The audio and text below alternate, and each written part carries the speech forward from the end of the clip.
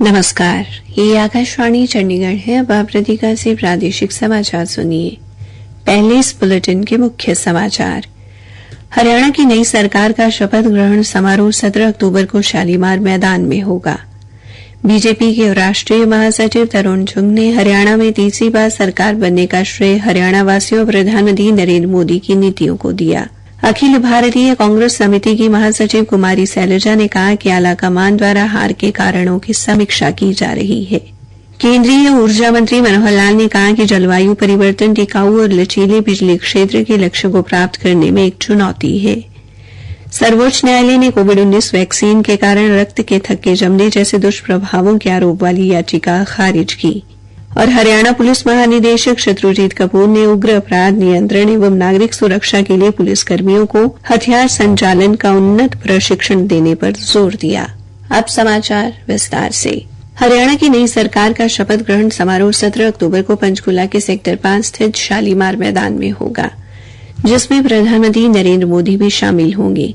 समारोह की तैयारियों को लेकर पूर्व सांसद व समारोह के कार्यक्रम प्रभारी संजय भाटिया ने बताया कि प्रधानमंत्री के पंचकूला आगमन को लेकर बहुत सी उत्साह व खुशी का माहौल है। उन्होंने कहा कि लोगों के उत्साह को देखते हुए शपथ ग्रहण स्थल बदला गया है। इस अवसर पर मौजूद बीजेपी के राष्ट्रीय महासचिव तरुण चुग ने हरियाणा में तीसरी बार बीजेपी की सरकार बनने का श्रेय हरियाणा वासियों और प्रधानमंत्री नरेंद्र मोदी की नीतियों को दिया। सरकार लाने के पीछे हरियाणा की जनता का आशीर्वाद है। प्रधानमंत्री मोदी जी के गरीबों के लिए किए गए 10 वर्षों के काम है। प्रधानमंत्री मोदी जी ने अन्नदाता, किसान, युवा, महिला और गरीब के लिए जो नीतियां बनाई हैं, आज उसका कहीं मैच नहीं है। प्रधानमंत्री की हर योजना आखिरी व्यक्ति तक पहुंची है। लाखों लोगों को घर मिले हैं, देश के अंदर 4 करोड़ घर मिले हैं। ये जनता का आशीर्वाद है जो वोट के रूप में प्रधानमंत्री मोदी जी को केंद्र की सरकार बनाने के लिए मिला और हरियाणा में सरकार बनाने के लिए मिला है। श्री चुग ने शपथ ग्रहण समारोह की तैयारियों को लेकर कहा, मंत्रिमंडल का शपथ ग्रहण कार्यक्रम 17 तारीख को यहाँ होने वाला है। पार्टी की, प्रदेश की सीनियर लीडरशिप यहाँ पर सारे युद्ध स्तर पर तैयारी चल रही है। वहीं श्री संजय भाटिया ने आकाशवाणी समाचार को बताया कि गृहमंत्री अमित शाह पर्यवेक्षक के नाते 16 अक्टूबर को हरियाणा आ रहे हैं। उनके अतिरिक्त राष्ट्रीय जनतांत्रिक गठबंधन के राज्यों के सभी मुख्यमंत्री व कई गणमान्य व्यक्ति भी इस कार्यक्रम में शामिल होंगे। सुरक्षा प्रबंध देख रहे हरियाणा के महानिरीक्षक व पुलिस आयुक्त शिवास कविराज ने आकाशवाणी समाचार को बताया, पंचकुला हमारा हेडक्वार्टर भी है और इसीलिए जो है चंडीगढ़ से लगा हुआ है, इसीलिए सिक्योरिटी के भी जो है सारे पुख्ता इंतजाम रहेंगे, पुलिस भी रहेंगे और सारे ऑपरेशन ये सब जो है। अखिल भारतीय कांग्रेस समिति की महासचिव व सिरसा से सांसद कुमारी शैलजा ने कहा कि प्रदेश में कांग्रेस सरकार न बनने के कारणों का आला कमान देख रहे हैं। आज मीडिया से बातचीत में कुमारी शैलजा ने कहा कि सरकार बनने की पूरी उम्मीद थी। उन्होंने कहा कि हार के कारणों की समीक्षा जारी है। ईवीएम बारे मीडिया के सवाल पर उन्होंने कहा कि पार्टी की ओर से ये मामला चुनाव आयोग के समक्ष उठाया गया है। प्रदेश संगठन में बदलाव बारे पूछे एक प्रश्न के उत्तर में उन्होंने कहा कि ये आला कमान के अधिकार क्षेत्र का मामला है। राहुल गांधी द्वारा कांग्रेस की बैठक में हार का कारण आपसी फूट बताए जाने पर उन्होंने कहा कि ये अनकही बातें हैं। राहुल गांधी की ओर से ऐसा कोई बयान नहीं आया है। संगठन न होने बारे एक सवाल के जवाब में उन्होंने कहा कि संगठन होना जरूरी है क्योंकि संगठन कार्यकर्ताओं की पहचान है, जो पिछले 10-12 सालों से नहीं था। उन्होंने कहा कि हार से कार्यकर्ता निराश जरूर हैं पर हताश नहीं है। अब तथ्य जांच समिति कार्यकर्ताओं के बीच जाकर हार के कारणों की तलाश करेगी। इसके बाद रिपोर्ट आला कमान को सौंपी जाएगी। केंद्रीय ऊर्जा मंत्री मनोहर लाल ने कहा कि जलवायु परिवर्तन टिकाऊ और लचीले बिजली क्षेत्र के लक्ष्यों को प्राप्त करने में एक चुनौती है। दिल्ली में केंद्रीय विद्युत प्राधिकरण विचार विमर्श सम्मेलन को संबोधित करते हुए उन्होंने कहा कि भारत को अपनी बढ़ती बिजली मांग को पूरा करते हुए वर्ष 2030 तक अपने कार्बन उत्सर्जन को लगभग 1 लाख टन कम करना चाहिए। उन्होंने कहा कि देश 2070 तक शुद्ध शून्य कार्बन उत्सर्जन प्राप्त कर सकता है। विदेश मंत्री डॉ एस जयशंकर ने आज दिल्ली में माइग्रेट V2 वेब पोर्टल का शुभारंभ किया और मोबाइल ऐप जारी की। इस पोर्टल पर 2,81,000 पंजीकृत विदेशी नियोक्ता हैं। यह पोर्टल प्रवासी भारतीयों के लिए सुरक्षित और वैध नियुक्ति का मार्ग सुनिश्चित करेगा। डॉक्टर जयशंकर ने कहा कि माइग्रेट V2 वेब पोर्टल का शुभारंभ भारतीयों के लिए सुरक्षित, पारदर्शी और समावेशी गतिशीलता सृजित करने के सरकार के प्रयासों का एक उदाहरण है। उन्होंने कहा कि इस पोर्टल का नया संस्करण विदेश में भारतीय कामगारों के अधिकारों और सम्मान की रक्षा के प्रति सरकार की वचनबद्धता को दर्शाता है। प्रादेशिक समाचार आकाशवाणी चंडीगढ़ से प्रसारित किए जा रहे हैं।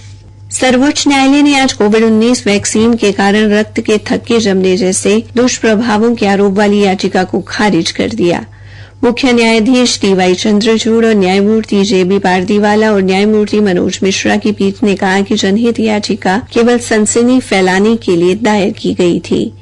एक अन्य मामले में शीर्ष अदालत ने गैर सरकारी संगठन की याचिका को खारिज कर दिया, जिसमें केंद्र को दूरदर्शन पर 24 घंटे का सिंधी भाषा का चैनल शुरू करने के निर्देश देने की मांग की गई थी। इससे पहले गैर सरकारी संगठन सिंधी संगत की इस याचिका को दिल्ली उच्च न्यायालय द्वारा भी खारिज कर दिया गया था। उच्चतम न्यायालय ने कहा कि भाषा को संरक्षित करने के अन्य तरीके भी हो सकते हैं। हरियाणा पुलिस महानिदेशक शत्रुजीत कपूर ने उग्र अपराध नियंत्रण व नागरिक सुरक्षा के लिए पुलिसकर्मियों को हथियार संचालन का उन्नत प्रशिक्षण देने पर जोर दिया है। वो आज उग्र अपराध नियंत्रण तथा हरियाणा पुलिस में क्षमता निर्माण को लेकर वीडियो कॉन्फ्रेंसिंग के माध्यम से प्रदेश भर के पुलिस महानिरीक्षकों, पुलिस आयुक्तों तथा पुलिस अधीक्षकों की बैठक ले रहे थे। इस दौरान उन्होंने विदेश भेजने के नाम पर ठगी करने वाले एजेंटों पर कार्रवाई करने तथा नशा मुक्ति को लेकर जिलों में किए जा रहे कार्यों की भी समीक्षा की। पुलिस महानिदेशक ने पुलिस अधिकारियों को अपने जिलों में तैनात युवा पुलिसकर्मियों का चयन, उन्हें शस्त्र चलाने का 7 से 10 दिन का उन्नत प्रशिक्षण दिलाने के निर्देश दिए। उन्होंने कहा कि पुलिस मुख्यालय से भी एक पाठ्यक्रम तैयार करके जिलों में भिजवाया गया है। उन्हें व्यवहार कुशलता का प्रशिक्षण भी दिया जाएगा। उन्होंने पुलिस अधीक्षकों को 21 अक्टूबर से प्रशिक्षण शुरू करने और प्रशिक्षण के लिए बेहतरीन प्रशिक्षकों का चुनाव करने को कहा। उन्होंने कहा कि प्रशिक्षण करवाने के लिए हरियाणा पुलिस अकादमी मधुबन तथा पुलिस प्रशिक्षण केंद्र सोनारिया का भी चयन किया गया है। पुलिस महानिदेशक ने पुलिस अधीक्षकों को क्षमता निर्माण के लिए अच्छे से अच्छा हथियार और उपकरण उपलब्ध कराने के निर्देश भी दिए। श्री कपूर ने अधिकारियों को विदेश भेजने के नाम पर लोगों के साथ ठगी करने वाले लोगों पर शिकंजा कसने और उनके खिलाफ सख्त कार्रवाई करने को कहा। महानिदेशक ने ऐसे एजेंटों के गठबंधन को तोड़ने के लिए प्राथमिकता के आधार पर और गंभीरता से कार्य करने के निर्देश दिए। उन्होंने पुलिस अधीक्षकों को ऐसे मामलों की जांच की निगरानी स्वयं करने को कहा। श्री कपूर ने कहा कि नए कानून के तहत ऐसे लोगों की संपत्ति जब्त की जा सकती है। उन्होंने पुलिस अधीक्षकों से 31 दिसंबर तक अपने अपने जिलों के गांवों तथा वार्डों को नशा मुक्त बनाने के लिए लक्ष्य निर्धारित करने के निर्देश दिए। केंद्रीय उपभोक्ता मामले मंत्री प्रहलाद जोशी ने कहा कि पिछले 10 वर्षों में भारतीय मानक ब्यूरो द्वारा लगभग 732 उत्पादों के लिए 150 से अधिक गुणवत्ता नियंत्रण आदेश अधिसूचित किए गए हैं। नई दिल्ली में विश्व मानक दिवस कार्यक्रम के अवसर पर उन्होंने कहा कि राष्ट्रीय मानकों के कार्यान्वयन को सरकार द्वारा सर्वोच्च प्राथमिकता दी गई है। अंत में मुख्य समाचार एक बार फिर। हरियाणा की नई सरकार का शपथ ग्रहण समारोह 17 अक्टूबर को शालीमार मैदान में होगा। भारतीय जनता पार्टी के राष्ट्रीय महासचिव तरुण चुग ने हरियाणा में तीसरी बार सरकार बनाने का श्रेय हरियाणा वासियों और प्रधानमंत्री नरेंद्र मोदी की नीतियों को दिया। अखिल भारतीय कांग्रेस समिति की महासचिव कुमारी शैलजा ने कहा कि आला कमान द्वारा हार के कारणों की समीक्षा की जा रही है। इसी के साथ ये समाचार बुलेटिन समाप्त हुआ।